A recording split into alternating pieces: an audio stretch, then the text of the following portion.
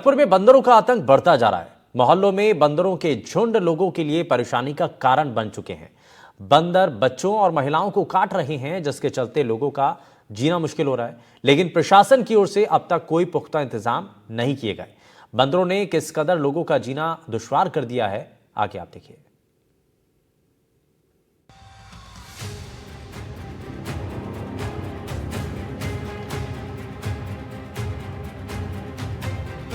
भरतपुर की गलियों और सड़कों पर आवारा बंदरों का आतंक बढ़ता ही जा रहा है।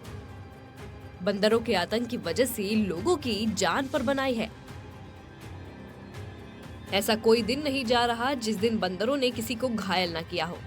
बच्चे, बुजुर्ग और राहगीर लगातार बंदरों के आतंक का शिकार हो रहे हैं।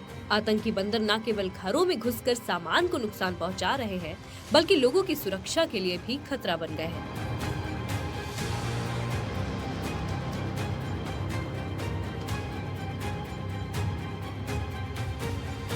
बच्चों से लेकर बुजुर्ग तक, महिलाओं से लेकर वाहन सवार तक, ये बंदर सबके लिए चुनौती बने हुए हैं। बंदर के काटने की घटनाएं लगातार बढ़ती जा रही हैं। बंदर कभी बच्चे, बुजुर्ग तो कभी महिलाओं को अपना निशाना बना रहे हैं। बंदरों की डर से सड़कें तक सूनी पड़ी हैं। बच्चे छतों पर नहीं खेल पा रहे हैं। लोग इतने परेशान हैं कि उन्हें घर के हर सामान की रखवाली के साथ बच्चों की भी रखवाली करनी पड़ती है। क्या नाम है आपका? मेरा नाम विजेंद्र है सर। विजेंद्र जी, बंदरों का आतंक है बहुत ज्यादा था, पूछो मत ना। इतना आतंक है कि बच्चा खेल ना सके, हमें भी इनके पास में बैठना पड़े। और ये आप देख सकते हैं, ये पेड़ वगैरह हमने जो हरियाली करी है सब अन्य चूर चूर कर दिया।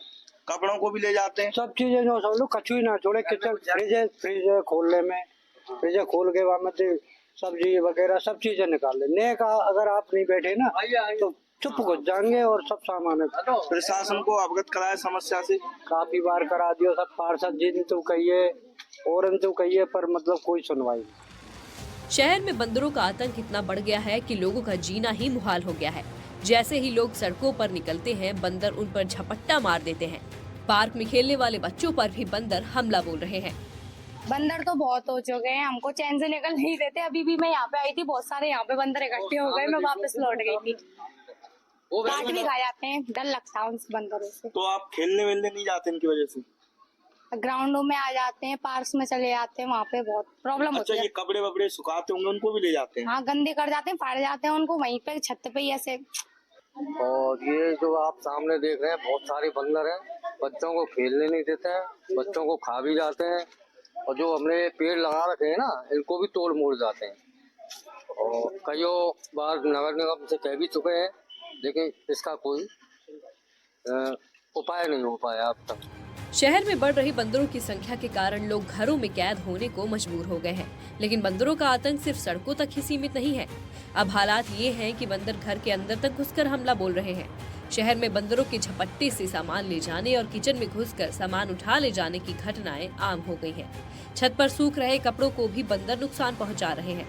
लोगों का छतों पर जाना ही दुश्वार हो गया है, क्योंकि 24 घंटे उनकी छतों पर बंदर डेरा जमाए हुए हैं। बहुत ज्यादा है कि घर में भी घुस जाते हैं, फ्रीज तक खोल लेते हैं, सामान ले जाते हैं निकाल के।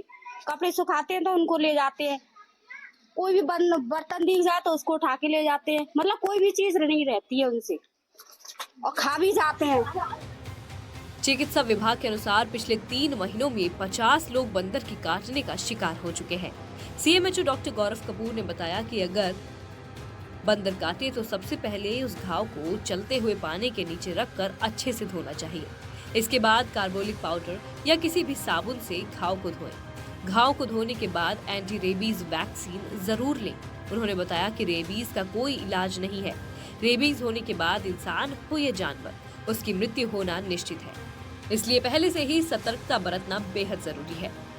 कोई बंदर आपको काट लेता है तो इस चीज को आप ऐसे लेके चलिए कि जो ये वायरस है ये थूक के अंदर होता है, जानवर के सलाइवा में। और अगर दांत लगाए या नाखून लगाए, मान के चलते हैं, जो अपने नाखूनों को चाटते रहते हैं। और हमारे शरीर पर अगर खरोंच लगे, खरोंच से संपर्क अगर हल्का सा भी रखता है या फिर इस तरीके का आभास है कि कुछ लगाए शरीर में, तो सर्वप्रथम तो प्रयास ये करा जाए कि निकटवर्ती जो भी सरकारी चिकित्सालय है वहाँ पे मरीज को या जिसके साथ ये घटना है, दुर्घटना हुई है, संपर्क करा जाए, चिकित्सक को दिखाया जाए।